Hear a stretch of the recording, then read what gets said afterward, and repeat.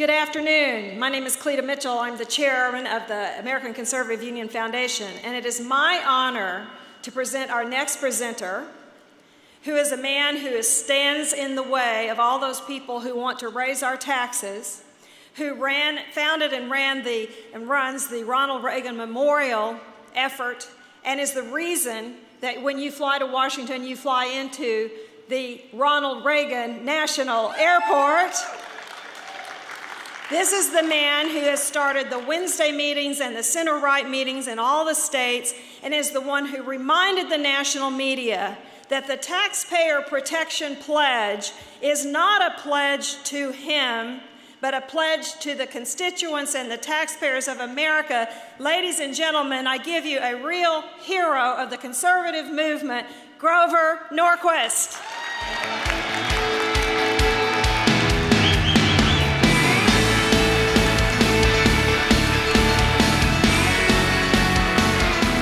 Thank you. Look, when our country was founded, it was done so with the United States Constitution, whose purpose was to limit government.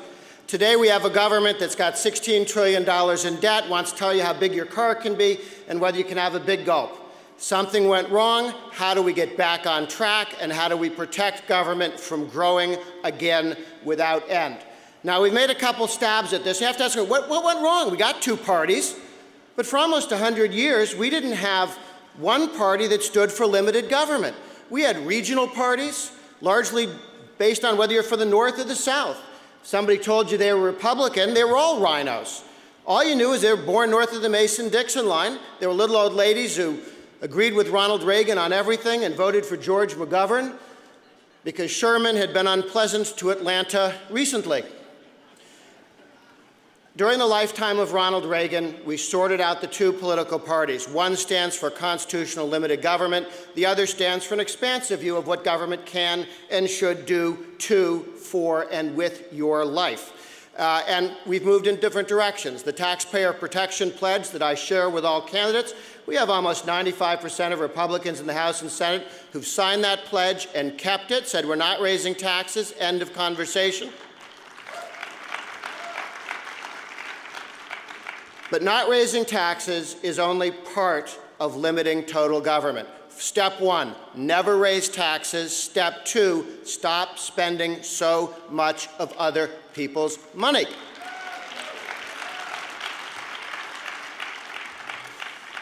Now, one of the ways we got people to commit not to raise taxes is we had the pledge out there, and we branded the modern Republican Party as the party that would not raise your taxes. Branding's important. Coca-Cola spends a lot of time, quality control, branding Coca-Cola. Everybody knows what's in Coca-Cola, and so you can buy a bottle of Coke, take it home. You don't have to ask what's in it or read the ingredients or ask your friends about it. You just take it home, you drink it.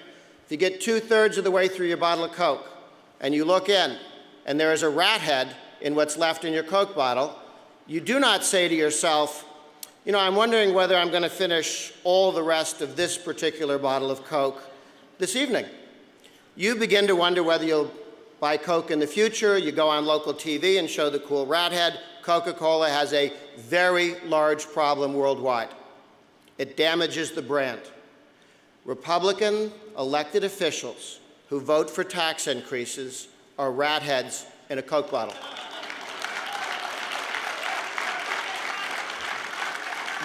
They damage the brand for everybody else. Now, step two, don't spend too much. That's where the Tea Party movement has changed America.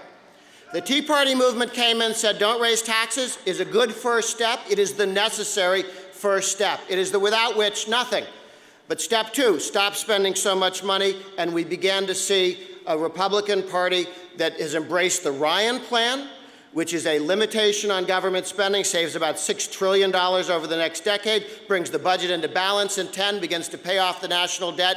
It block grants all of the means-tested welfare programs. It reforms entitlements so they don't bankrupt America, and they're there for future generations. The Ryan Plan is not only a way to reduce government spending by reforming it, not cutting it or slashing it, but reforming it so it gets smaller.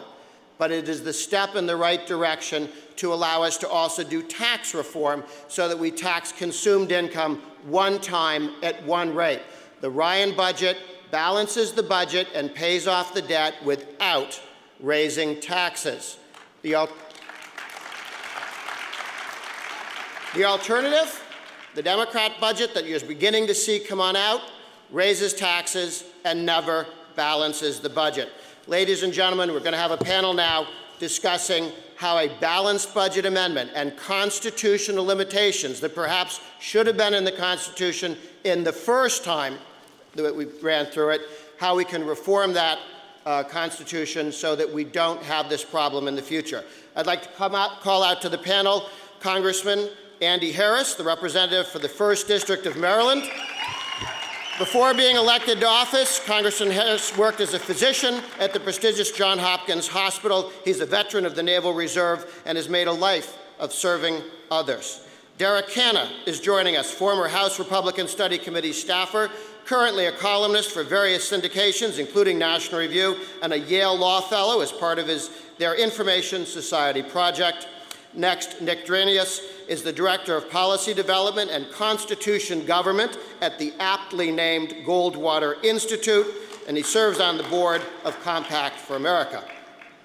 Lou Euler, our last panelist, is the founder and president of the National Tax Limitation Committee. Mr. Euler has been at the forefront of the national movement for a tax limitation, balanced budget constitutional amendment to the United States Constitution for many years. Ladies and gentlemen, these 4 people are experts in this field. Congressman Harris. Thank you very much, Grover. Look, why do we need a balanced budget amendment? Grover said we've got the Ryan plan. Why do we need it? Let me walk you through it. First of all, Grover's hit it right on the head. The problem in Washington is spending. And I will tell you, for those of you who don't believe it and how bad it is, urge you go to my website, harris.house.gov. You can go to my Facebook page and watch at what happened last week. When we passed the sequester, the White House claimed 2,000 children in Maryland weren't going to be vaccinated, and then we found out that the president in his own budget cut twice as much, and the CDC's director said everyone was going to get vaccinated. They had $58 million extra in the CDC they weren't talking about. And who knows how it was going to be spent, but it wasn't going to be spent vaccinating children. And then they criticized when we went in and made a smaller cut. The president's budget and the administration is broken on any spending cuts at all. The president's budget, as everyone knows, failed twice on the Hill without gathering a single Republican or Democrat vote. Now let's talk about the Senate. The Senate announced their budget yesterday. Has at least $1 trillion in tax increases. Believe it or not, a new $100 billion stimulus plan, like the last one was so helpful. And in the end, increases spending over 60% over the next 10 years, leaving a deficit of $500 billion 10 years from now. Because, ladies and gentlemen, like the president, they don't believe there's a spending problem, and they don't believe that the deficit and the debt are a problem. The president came before the House Republican members yesterday and said that. He said this isn't like a family. Families need to balance budgets, but the federal government doesn't. That's the problem here in Washington. And we do have the Ryan plan, and the Ryan plan will balance in 10 years. In fact, the Republican Study Committee budget, which will be voted on next week as well, balances in 4 years. But ladies and gentlemen, remember, if we pass the Ryan plan by some act of God, the Ryan plan passes the House, the Senate has an epiphany and they pass it, and the president really changes his stripes and he signs it, we have a 2014 election coming up. The next Congress could just say, oops, we were kidding. That's why you need a balanced budget amendment, because in the end, this town can't restrain itself. And we certainly can't guarantee that future Congresses will restrain themselves, and it's become painfully obvious. $16.7 trillion debt. The interest alone, the CBO, not the Republicans saying, the CBO has said at the end of the 10 years, it'll be $850 billion in interest payments on that debt, larger than our expenditures on Social Security, and that's what we're facing. Ladies and gentlemen, we have to begin a serious discussion about the need for a balanced budget amendment. Thank you very much. Thank you, Congressman. Ladies and gentlemen, Derek Hanna. Derek. Thanks. I'd like to thank my friend Grover for his terrific introduction. As conservatives, we believe in a balanced budget amendment, and it's been part of the platform since 1984. But our Constitution provides two ways to amend the document, both the state method and also the congressional method. And the state method was a critical check and balance upon federal power. It's unfortunate that this method has never been properly used as our founders intended. I submit to you that if our founders were here today, they would be aghast at how our federal government has exploded in both size and scope. And they would wonder why we have failed to use the primary mechanism that they gave us, that they created to rein in the federal power. It is difficult for us to declare ourselves as true conservatives when we have chosen not to use the very tools given to us by our founding fathers to rein in the federal government. Having worked in Congress, I can tell you that we should not expect them to want to rein in their own power. The states must do it for them. The most significant power retained by the states has almost been entirely forgotten. Well, I have not forgotten, we have not forgotten, and activists across this country who are pushing in states such as Oklahoma, New York, and others across the country, they have not forgotten either. Because the untold story of the past 2 years is states across the country are pushing for a federal balanced budget amendment. First it was Florida in 2010, and then it was New Hampshire last year. This is not a radical idea. These are ideas embraced by our founding fathers and embraced by the creators of our party and by President Ronald Reagan. President George Washington spoke of this important mechanism as a constitutional door for the states to act. Jefferson spoke of this as being the ultimate arbiter of the process, implying that this process is actually superior than Congress amending the document. And his party's first president, President Lincoln, spoke of the state's method as being preferable. Many of us like to quote President Ronald Reagan and his support for the balanced budget amendment. But we seem to have taken those quotations out of context because what he normally said was, I support a balanced budget amendment either through Congress or through the states. I have collected a number of quotations from Reagan, including quotations that he sent to state legislators, imploring them to ask. A letter from January 1987, it has now become obvious that without further state initiatives, Congress will not act to impose a spending limit itself. 1987, July 3rd, I will again ask Congress to submit a balanced budget amendment. And if the Congress will not act, I will have no choice but to take my case directly to the states. And it goes on and on from there. He was quite involved in this policy. Obviously, the counter-argument is this method safe? The evidence is quite overwhelming that it is safe for the states to amend the Constitution. From Eric Erickson in Red State Rising, Americans should not allow misinformation to divert them from employing this widely crafted provision.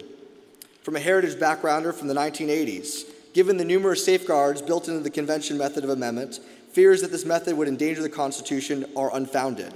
In fact, this may be the safer method of amendment. Perhaps most importantly, Justice Scalia, before he was justice, I have no fear that such extreme amendments would come out of the state method. And I would like to see that amendment process used just once. In the words of President Reagan, facts are stubborn things. When I hear people ask if it's safe, I wonder if they are implying that somehow this provision of the Constitution was an accident. But it was not an accident for the states to be able to amend the Constitution. No, in fact, it was the primary mechanism for the document to be amended itself. And then, upon revisions, they added the ability for Congress to amend the document. But many of our founding fathers were so scared of Congress having this awesome power that they created a safety valve upon Congress acting, which was the three-quarter ratification by the states. In my research, I have found numerous organizations across this country that have supported this. 16 national conservative organizations, 33 Tea Party groups. Our founding document entrusts the states and the people with the ability to amend. By us forgetting this principle, we have come complicit in this aggregation of federal power. If we are serious about a federal balanced budget amendment, then with 30 years of Congress failing to act, and in the tradition of President Reagan and President Lincoln, it is past due for us to use the primary means within the Constitution to rein in the federal government once and for all. Thank you.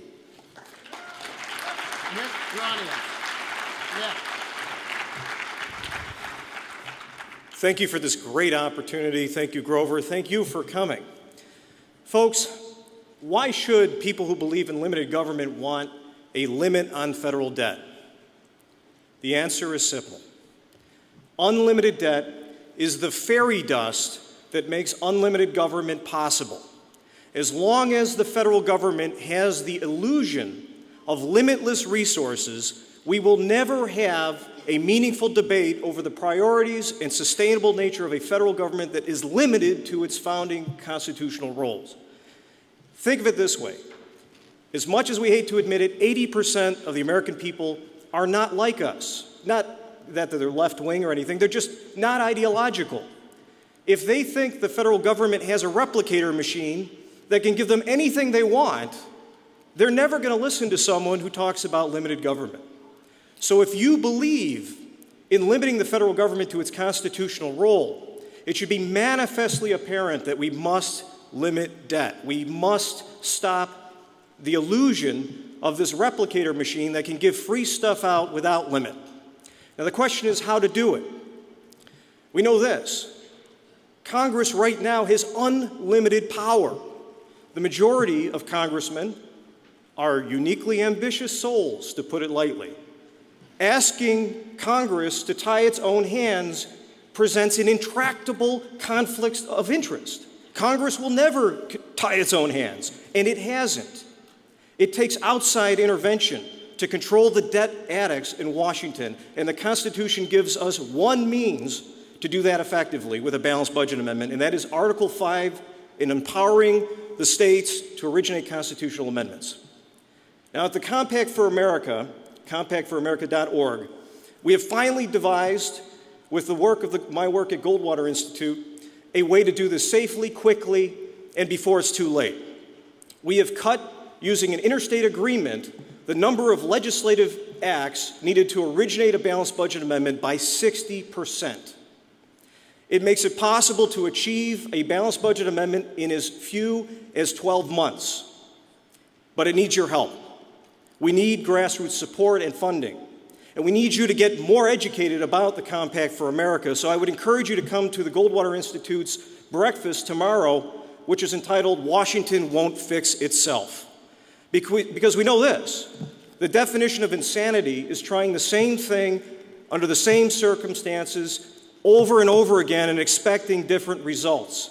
Looking to Washington to fix the debt will never be successful. We must turn to state intervention. Article 5 in the Compact for America points the way.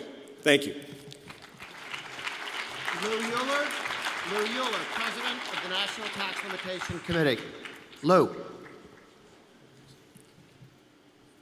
Thank you, Grover, and thank all of you for joining with us in this wonderful 40th CPAC. I had the pleasure of being at and speaking at the first of the CPACs, and many of them between then and now. This last election was at best disappointing, a source of some real pessimism. The budget that Paul Ryan just introduced the other day is a source of some optimism. I'm very much reminded of a favorite story of Ronald Reagan, for whom I worked when he was governor of California. And it was about the twins that were the pessimist and the optimist. They were the sons of a very wealthy fellow, and he had a huge playroom for them.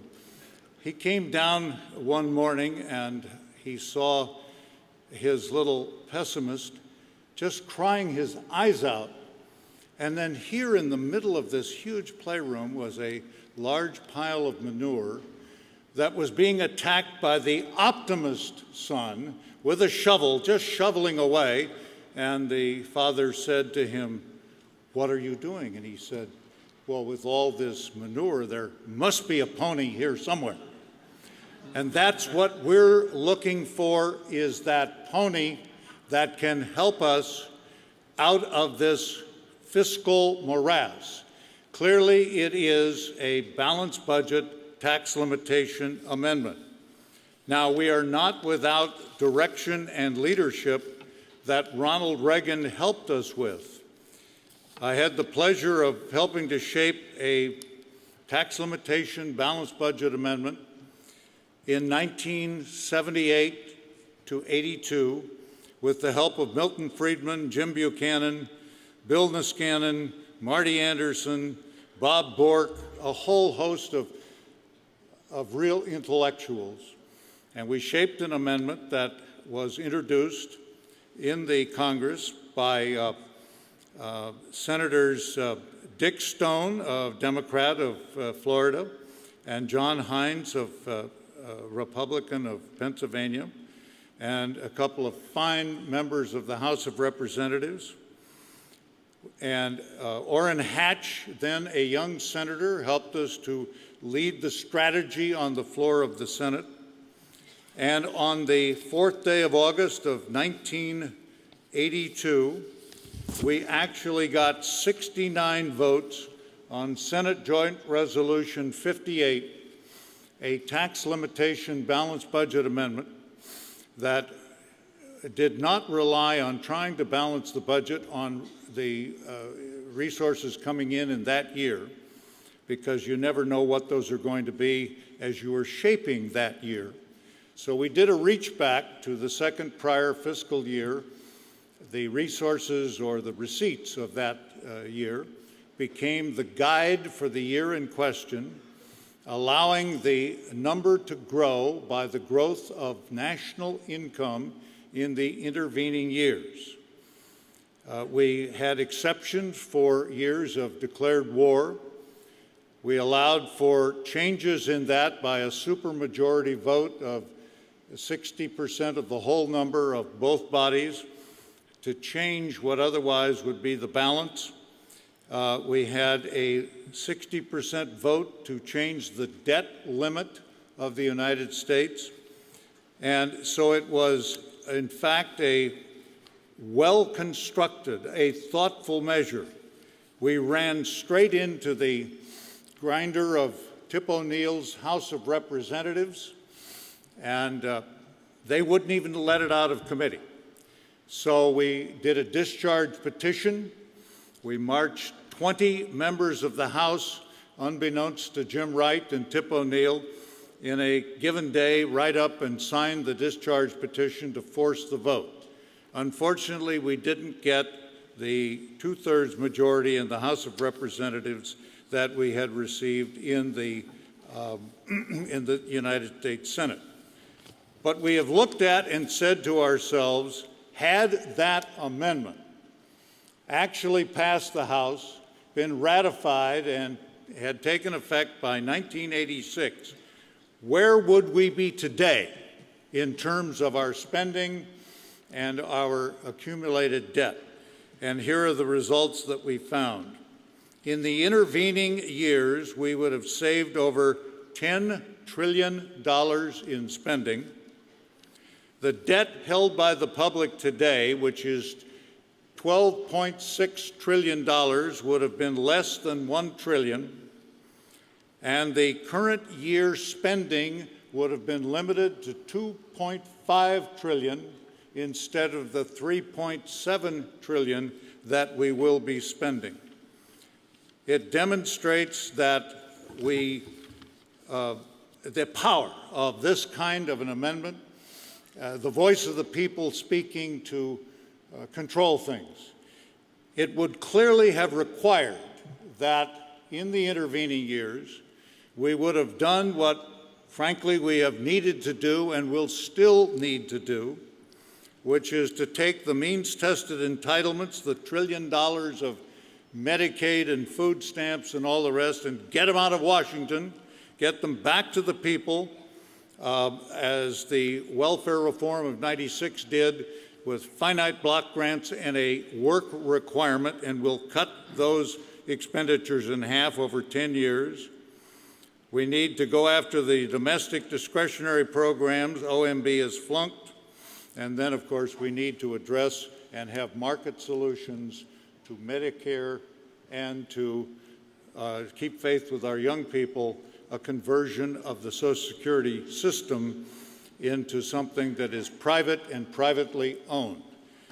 Those things would have been forced had the amendment passed, but that's the future that we're looking at. We have a great opportunity, and using the Article 5 process that's been available to us that the founders provided, and augmented by some thoughts that several people have, including Nick, and that is to have the specific language of the amendment available and known to the state legislators in advance of their vote on this, so that the people can be assured of the design ahead of time. Then we can force the issue through the power of Article 5 that the founders gave us, understanding that there are certain kinds of amendments to the Constitution that the Congress would not pass because it would run counter to the self-interest of the Congress, and clearly handcuffing the Congress spending capability, it runs contra to its institutional self-interest. So that's why the people must speak, the people must work, and together we can achieve that goal. Thank you. Thank you, Lou. We have 10 minutes, and I have a couple questions to toss out to the panelists. In 1995, when the Republicans in the House wanted to pass the balanced budget amendment, there was a revolt by the conservative members who feared that a naked balanced budget amendment that said you have to balance the budget might be used by the left to say, we've spent all this money, now the Constitution says you have to go steal it for us to balance the budget, and how to protect against tax increases being forced by an amendment. They got an agreement that there'd be a vote every year on a 2/3 requirement, constitutional amendment, to ever raise taxes. A number of the amendments before Congress do both now, balance the budget, and it takes 2/3 to raise taxes. Nick, could you talk about how this has worked at the state level to require supermajorities to raise taxes? Yeah, thank you, Grover. Arizona is one of the states that has a 2/3 supermajority requirement for any increase in taxes. And in fact, right now, that provision is being used to fight Medicaid expansion because Governor Brewer is trying to use new taxes to help fund that expansion. So the benefits of a 2/3 supermajority requirement for taxes is well beyond taxes. It can actually help stop bad policy. Now, in relation to the Article 5 movement, the Compact for America does include a 2/3 requirement for any increase in general tax rates. However, we do allow for simple majority votes to close tax loopholes. The reason why we make that kind of compromise is to incentivize closing those loopholes as quickly as they're made. Because the problem with any tax code is as soon as you try to make it flat or better, then the special interests come in there and tear it up to shreds and riddle it with holes. But it is certainly possible. Our polling shows that a moderated version of a 2/3 supermajority requirement for taxes could find support even in purple states. Okay. Congressman Harris, if there was a vote tomorrow in the House for a balanced budget amendment with a 2/3 vote to raise taxes, how many yes votes, and are there any Ds? Yeah, there will be. See, here's the reason why you probably are never going to do it through the House. You probably have to go straight to the states, is because we had a vote on it last year, and it was all the Republicans and a handful of Democrats, enough Democrats so that they could go home and say, yes, I voted for a balanced budget amendment, but not quite enough to get us to 2/3. So that's the practical issue when you go to the House. We would get the votes, but I almost guarantee you it won't be 2/3. Okay. Derek, there are a number of balanced budget amendments. What's Justin Amash's do? Sure. So Justin Amash has introduced a balanced budget amendment last year, and he's reintroduced it this year. And his is kind of an elegant solution to the issue, which is that we base our current level of spending upon the past 3 years as a rolling average. And that gives you a very definable number on the exact amount of money that you're allowed to spend going forward. It removes some of the gamesmanship that can exist in a balanced budget amendment. And as a result of those provisions, he's actually been able to gain a kind of diverse coalition of people on board. Lou, you were active in Prop 13. That had a cut, property taxes, and supermajorities to raise taxes. How is that played out in California? Well, it's played out very well, but of course the Jerry Brown and company are now threatening to try and breach it by separating the commercial property from residential property. And so, you know, the left is always trying to barge in and find some new revenue sources, and 13 they think is breachable. I don't think it will be myself. Congressman Harris, the effort to stop earmarking, has that discouraged spending in general? Is it a sideshow? Is it sort of like the broken windows of budget problems, that until you fix that, you weren't ever going to get anywhere. How important has that been moving forward? Well, look, the fact of the matter is we've eliminated earmarks. For all intents and purposes, they're eliminated, but we haven't eliminated budget problems. What it's done is it has made, honestly, it's made it more difficult to move things through Congress, although it should be, because you can no longer buy votes with an earmark. So it's a good discipline move, but in the end, we have eliminated earmarks both in the Senate and the House, and we still have, as evidenced by the Senate budget, immense balancing budget problems. Okay. Are people, when you talk about states moving forward, what states have begun to move forward on Constitutional Convention calls for a balanced budget amendment? Are the ones that were outstanding back in 78, 79 still live, or do they have time limits? Grover, I would recommend that we start new. That part of the problem is we need current political will to manifest. Relying on ancient applications doesn't show that Congress needs to listen. Some of us object to the idea that 1978 is ancient, but okay.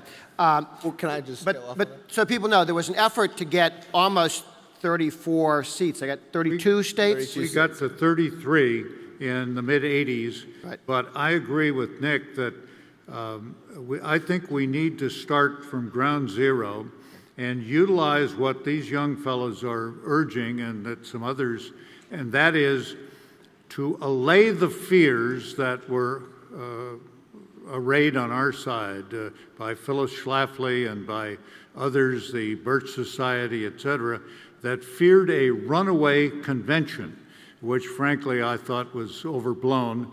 The founders believed in what they were doing with Article 5. But to the extent that there are concerns, one way to achieve that is either the compact that this young man has put together or some separate legislation that would make sure that the legislative leaders of the various states who will ultimately have to ratify this are helping to shape maybe as many as 3 alternative amendments, and they say, hey, any one of these 3 would be acceptable to us, and then deliver them to an Article 5 convention that cannot go beyond those 3 alternatives, but it gives them the deliberative function that is intended by the founders, so that the convention is not just some kind of a rote mechanism, but is actually checking between contending amendments. Derek? I'm going to have to disagree with Mr. Dronius and yourself here. 1978 is not ancient history, specifically in constitutional terms. Our last constitutional amendment was proposed in, I think it was 1781, the 18th century. And then it finally got to a sufficient number of states just in the 20th century. What did that amendment do? It limited Congress's ability to raise their pay. Couldn't raise their own pay, so within their own cycle. A good idea from several hundred years ago, picked up and put across the finish line. So constitutionally, if 200 years is not too long, I don't see why 40 years would be too long constitutionally.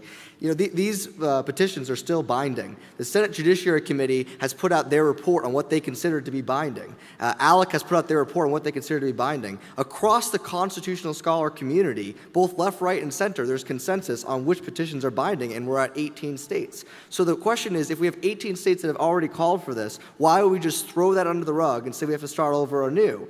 We should respect the call of those states that have said that we need a federal balanced budget amendment today, because if you start with 18 states, we're pretty darn close to get to 34 states just by targeting Republican states. If I may respond, I think it's important to explore all possible angles of attack to originate a balanced budget amendment from the states. But do keep in mind, some of the states that pass those applications are states like New York that could easily repeal them and frustrate that effort. And that's why it's very important to have a much more flexible approach to this. Well, and let me say, you're too young to have been fighting this battle in the mid-'80s, and this was down and dirty, folks, I'll tell you. I mean, I was in Montana when the Posse Comitatus came out of the walls, and they had the Campbell soup cans saying, "Can the con-con." This legislature after legislature got turned at the last moment by some of our people. And I don't want to go through that again. And this is a responsible way, I believe, to handle it. Get 2 or 3 specifically designed amendments, go into the states, get the approval of the legislative leaders, and get the Article 5 convention call and focused on those 3, and then any one of them would be acceptable to us. With all due respect, if there was enough impetus in the 80s to get to 33 states when the debt was at $2.5 billion, $2.5 trillion, I believe that we can get to 34 states today when the debt is 4 times that. Okay, guys, we're going to have this conversation. We're going to move forward on just the lines that you've outlined, both in the House, the Senate, and in state legislatures. I want to thank you for all participating. I want to bring one thing to those of you who are joined here today. I was just briefed by a fellow who wrote a PhD thesis that pointed out that in those areas that had Tea Party rallies, demonstrations, in 2009 and 2010, voter turnout a year or 2 later in the election was noticeably and measurably increased. And it's not just that some areas were more conservative than others. If it rained out a Tea Party rally that was scheduled in an area you'd think was sympathetic to us, you did not see the increase in turnout. So attending rallies, coming to CPAC is an act that not only signifies that somebody wants to be involved, but energizes all of us and gets us more active. So when we have rallies, when we have conventions, it's fun, but it shows up in the next election and the election to follow. And a guy got a PhD doing those numbers. Thank you very much. Good night. Thank you. I know. Sounds really